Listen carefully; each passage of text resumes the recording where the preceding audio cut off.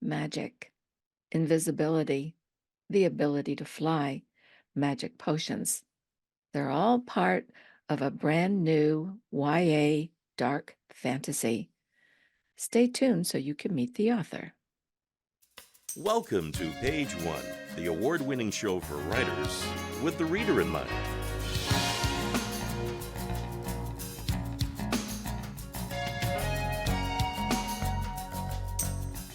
That draws the reader along, just like fiction.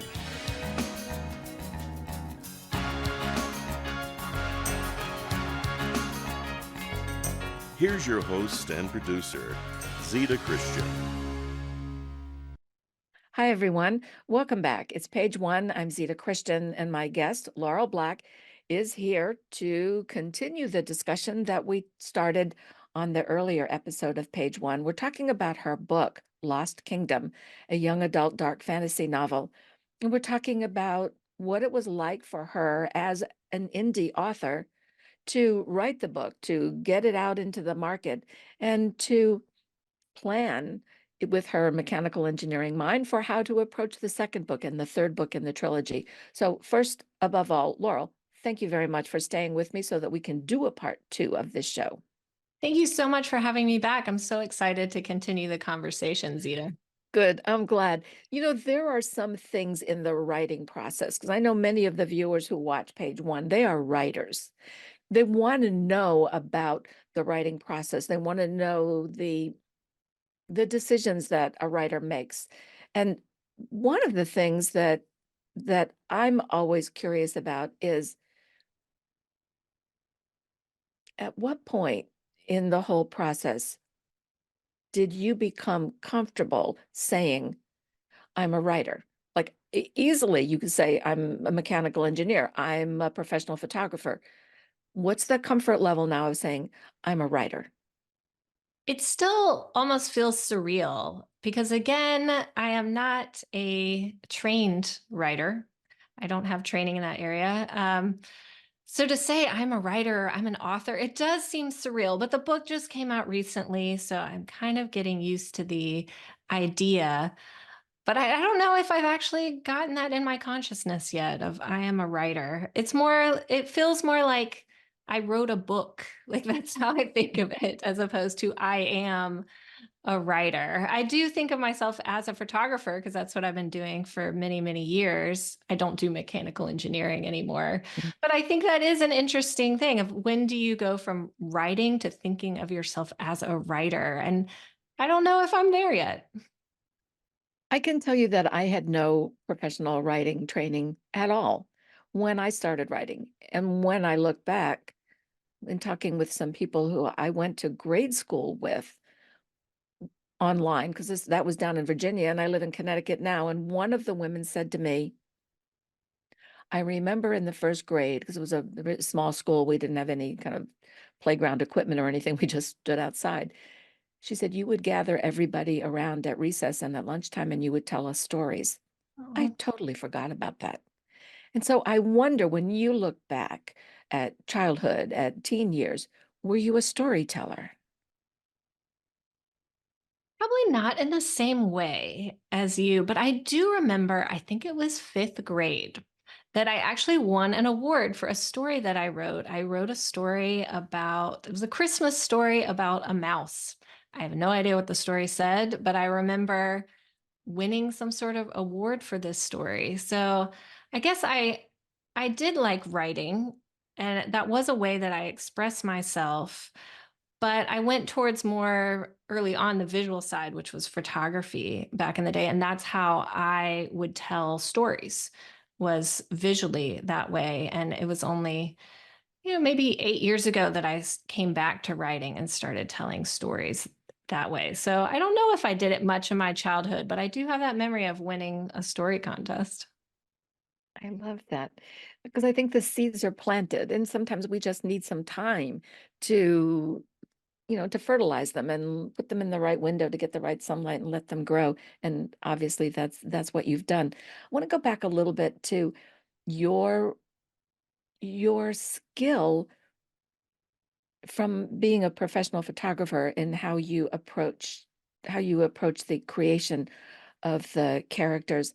I know that I know that you have a keen ability to see color in ways that a lot of people don't.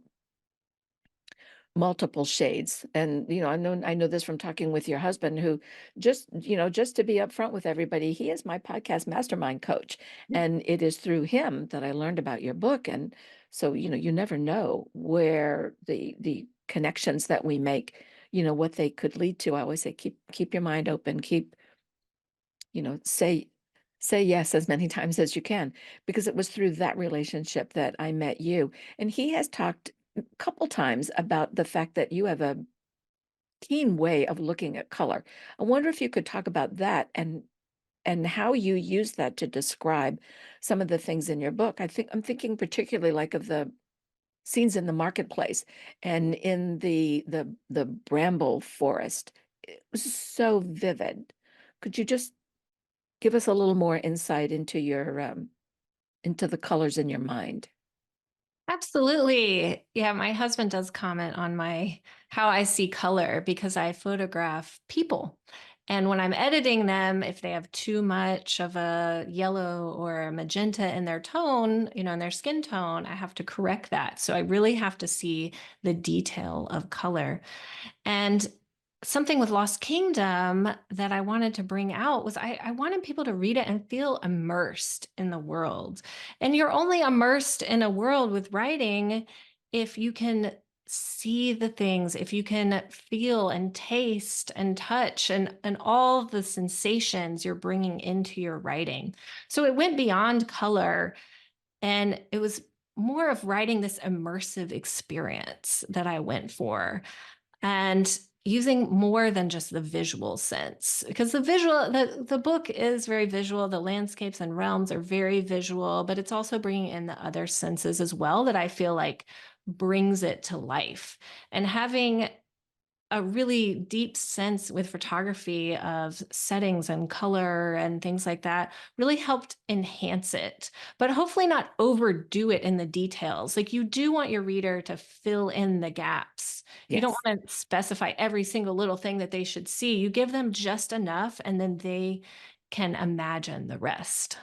So take that idea, take that thought of color and the mystery behind an image. Talk to me about how you created the cover for the book. The cover for the book. So I went with a designer who I loved her work. She has an amazing portfolio, and she she designed the first draft of the cover, and I didn't really like it. And what I did, well, first I gave her all the synopsis of the book and all the symbols and different things that were in the book. I did not want to go with a character on the book for a specific reason. I didn't want anyone to look at the book character and say, that character doesn't look like me. That book isn't for me. I didn't Yeah. want to turn anybody off. And so I decided I wanted to go with a symbol, and I communicated all the different symbols in the book to the designer. She came up with the first draft of the cover. I didn't love it. So honestly, I sketched this out. I sketched out the cover that I wanted, and she made it awesome. I couldn't have created it, but I have a little doodle of the key and the thorns, and then she made it happen there. But a quick funny story was the key that I had on the cover that I envisioned in my mind was not in the book. It was not in the final draft of the book. So, but I really love the cover that we came up with, the designer and I. So I went back into the final draft of the book and I added the key, and the key will play more of a role in the trilogy. But it was kind of funny to make a change at the very last minute just because I love that cover. Thank you. That explains a lot. And staying with the cover, your choice of the colors, because the colors are so distinctive, they create a mood. Did you convey that to the artist and say, I want certain blues, or did you say, I want a mood? I think I conveyed that I wanted a blue color. I feel like it matched the mood of the book the most. I know colors do play an important role in book covers, and that, like, for instance, a romance cover might have more red, fantasy has more like deep blues and blacks and things like that. Rom-com would have pastel colors. So I, of course, wanted to stick with the colors that are presented in the genre that I'm in. But the blue just spoke to me as kind of the mood of the book. So I did communicate that to the designer. She did a phenomenal job. It was really, really nice. Thank you. I want to ask about world building because that's such a part, key element of fantasy novels. In the world that you built, you knew there are going to be these various kingdoms involved over the trilogy. So the world building, even from the beginning, had to be strong enough for you as the writer to know you have something to mine over 3 books. How did you do that? I created a world that, as you said, has multiple kingdoms. And I was really inspired by, I love Lord of the Rings growing up. I watched a lot of Star Trek, Star Wars. What I liked about those was the characters went to, in the case of sci-fi, they go to different planets. And one planet might be the ice planet, and the next planet is a deep forest planet. And in Lord of the Rings, they went to the realm of the horse people and then under the mountain and things like that. I like that the characters could go to these totally different landscapes. And that's something that I wanted to bring into Lost Kingdom, which is not something you see in fantasy every time. There are a lot of different realms in fantasy, or books that have maps and books with all the made up realms. That's what's great about fantasy. But a lot of times, like, the character will stay at the castle the whole time, or they won't go on this quest. I wanted something with different landscapes and this idea of this quest and this journey to go through all these different miniature worlds within the bigger world.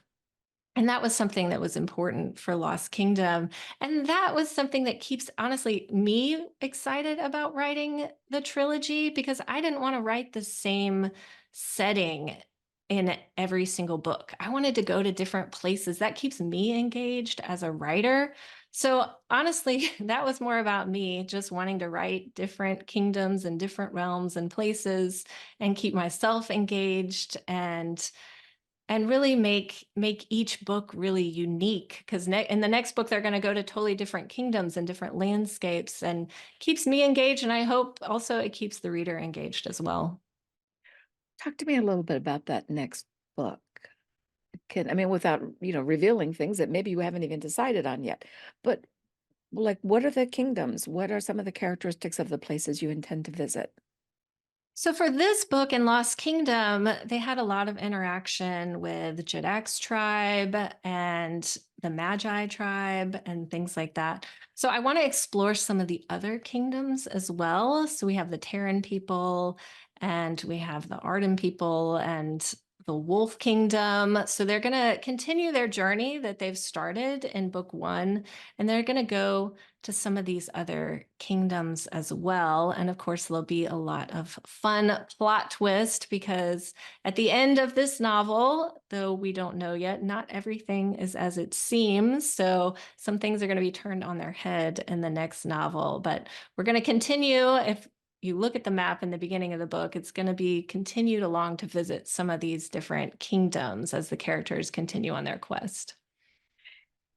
And the romance, between Raven and Jedak, and which is going to be, until I got to the end of the book, I didn't know how you were going to play that out, because we know when we first meet him, he's engaged to somebody else. And as a romance writer, I'm looking at that and going, okay, how's this going to work? Unless it's like an arranged marriage or something, but he doesn't respond that way. So I would say you had a masterful twist on how you dealt with that scenario. And I'm not going to give any of it away. I want to let viewers know, if they're, if they're just tuning in right now. This is page 1, and I'm talking with Laurel Black, and she is the author of a new YA dark fantasy called Lost Kingdom. Laurel, you have a website, laurelblackbooks.com, and we'll be sure to show that on the screen. In the website and in your interaction with people, you said you've made friends with some of these people who did reviews, who made comments, who put up ratings and stuff. Is there any kind of an interactive component that you are creating through your website or through some other kind of a social media where, or maybe a better question is, where can people find you other than on your website? My website has a link to Instagram, which is where I interact with most people. That's my Okay. social media platform of choice that I'm using to interact with people. I also have an email list, but honestly, I haven't done much with it yet. I'm just trying to still focus on marketing this book and getting into writing the second book. So Instagram would probably be the best place to interact. Okay. And speaking of this, the second book, like when I was writing, the first book was totally a standalone book. The second book had nothing to do. It was totally different place, different people, different plot, everything. Yours is different. There is that overlapping piece because it is a trilogy. How much time do you feel, even if you might not even know yet, but what do you need in terms of cleansing your writer's palette before you dive in seriously into the second book? That is a question that I'm not sure I have the answer to. I have spent, as I said, about 6 months marketing this book and getting it in the hands of people.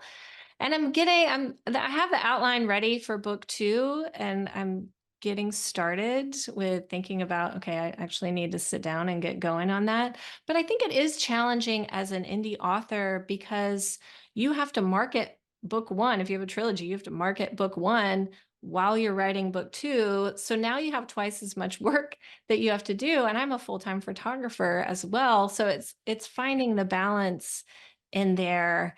And also, once you finish a major project, as you probably know, Zita, like you're kind of tired.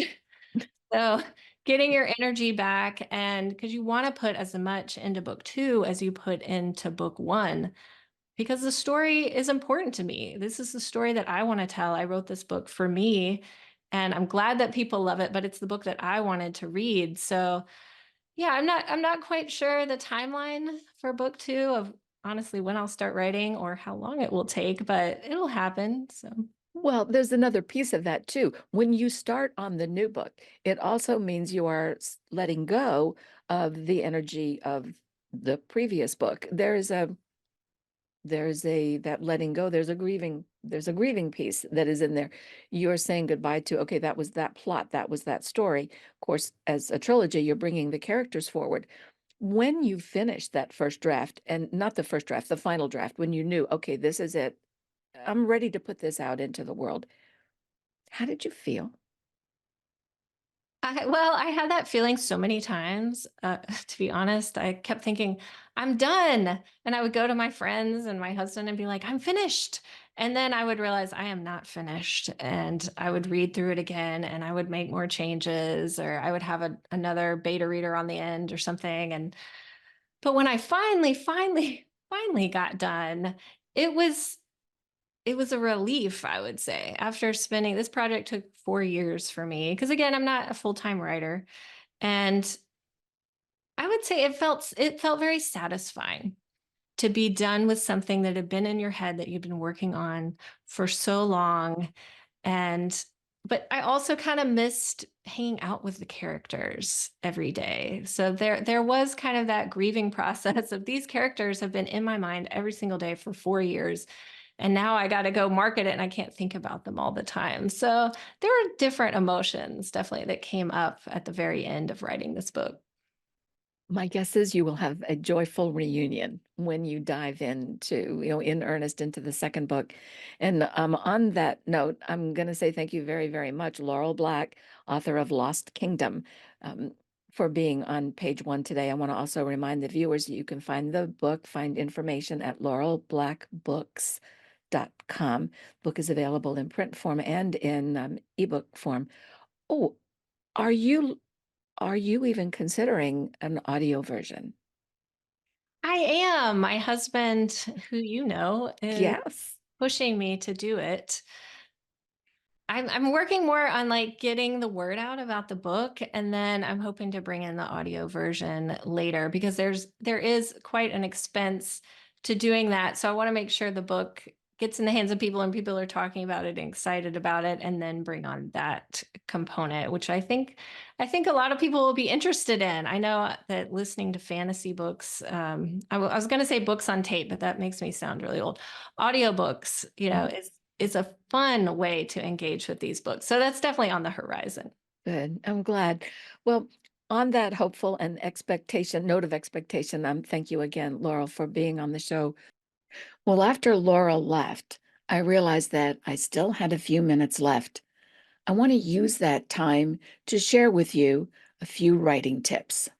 So the first one, very simple, make sure the goal of your story can be photographed. What do I mean by that? Oftentimes, the goal of a story is something subjective: love, friendship, abundance, destiny. It's hard to show that. And you want to be sure that at the end of your story, your reader is very clear as to whether or not the goal of the story has been achieved.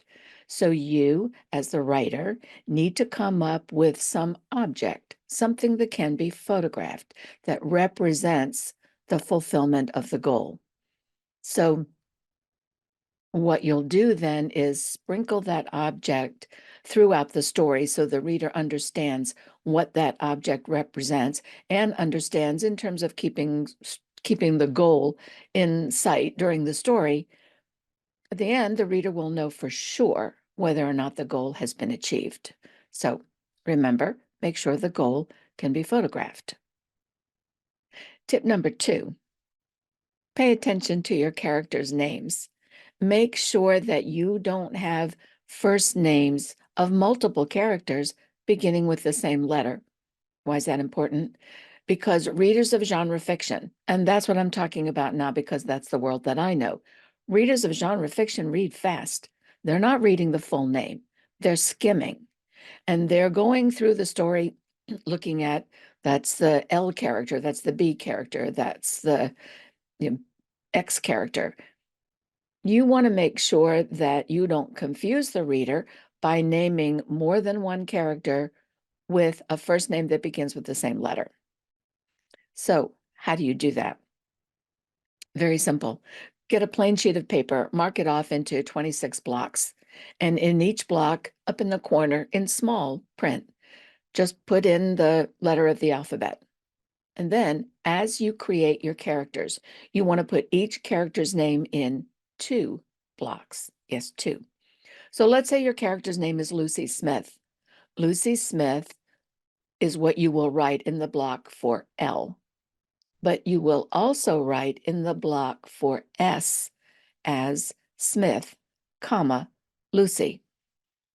Tip number 3. You, as the writer, need to know the difference between creating a character known for virtue versus a character known for having valor. What's the difference?